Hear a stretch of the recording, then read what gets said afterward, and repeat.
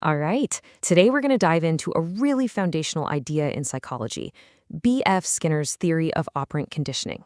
And trust me, this is a big one. It explains so much about why we do what we do, from our tiniest habits to our most complicated skills. So let's get right into it. I mean, really think about it for a second. Why do you find yourself almost instinctively checking your phone for notifications over and over again? But you definitely don't keep touching a hot stove, right? Well, the secret is all in the consequences of those actions, and that is exactly what we're going to break down. So, here's our game plan. We'll kick things off with the big core idea of learning from consequences. Then we're going to unpack the two major tools Skinner talked about, reinforcement and punishment. We'll also see why the timing of a consequence is absolutely critical. And then we'll wrap it all up by seeing how this stuff is shaping your life literally every single day. Okay, so at its very heart, operant conditioning is just this. We learn based on the results of what we do. It's all about a switch from thinking about automatic reflexes to focusing on our voluntary behaviors. Now, you've probably heard of Pavlov and his dogs, right? They started salivating at the sound of a bell.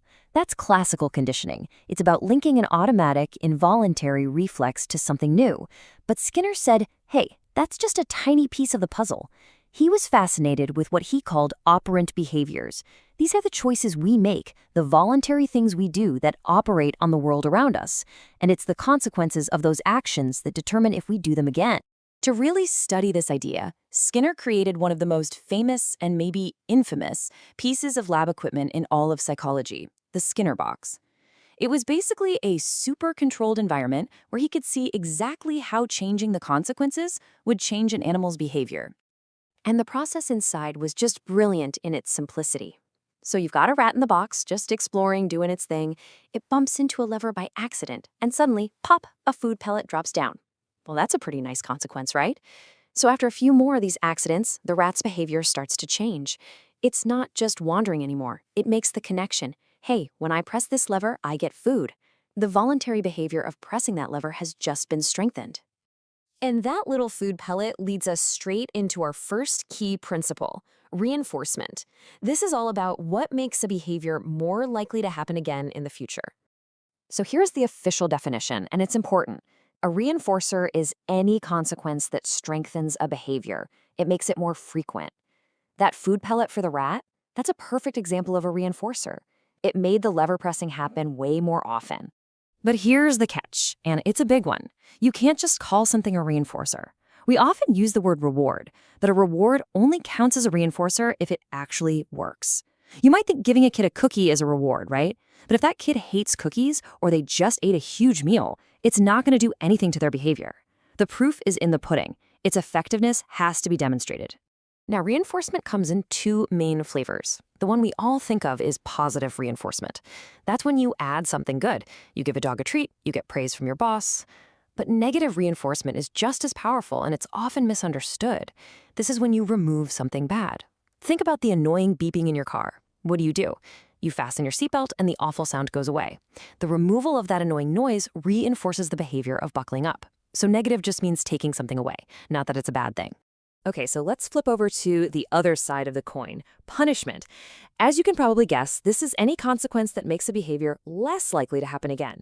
And the definition runs perfectly parallel to reinforcement. A punisher is anything that weakens or decreases the frequency of a behavior. And just like before, you can't just assume something is a punisher. It only counts if it actually reduces the behavior.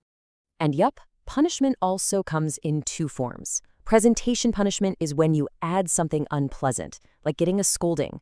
But then there's removal punishment. This is when you take away something desirable. The classic example is a teenager losing their phone privileges for breaking curfew. Both are designed to make that behavior stop. So we've got our two big tools, reinforcement and punishment. But here's the thing. Their effectiveness depends almost entirely on how and when you use them. The technique matters a lot. This insight is just so critical. Immediacy is king.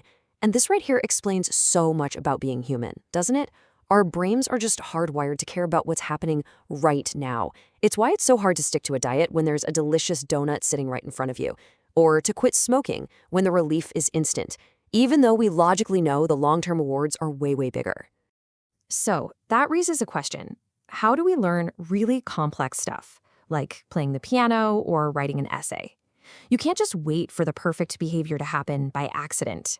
You use a technique called shaping, and it's all about reinforcing the little baby steps that get you closer and closer to the final goal.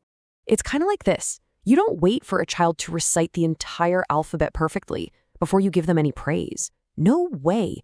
You get excited when they learn the letter A. Then you praise them for B, then for putting a few together. You reinforce each tiny step, and that gradually shapes their behavior toward that much bigger goal. And one last piece here, cues. Our world is just filled with them. Think of them like signals that tell us what to expect. A green traffic light is a cue that tells us pressing the gas pedal will now be reinforced. Your phone buzzing is a cue that checking it might be reinforced with a new message. These cues tell us which behaviors are likely to pay off.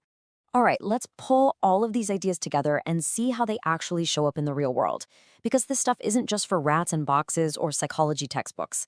It is happening to you and by you all day, every day. And here's some proof. Take a look at this graph from a classroom study. On the left side, during what they call the baseline phase, you can see the number of disruptive behaviors is pretty high. But then, look what happens on the right after they introduced an intervention based on these very principles, like giving praise and attention for good behavior. The disruptive actions just plummet. It's an incredible real-world demonstration of this stuff in action. So if you're cramming for an exam, here's your quick review.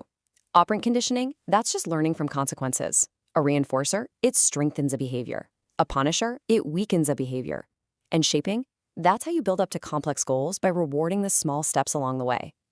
And that leaves us with one final thought to chew on. Just think about your day so far.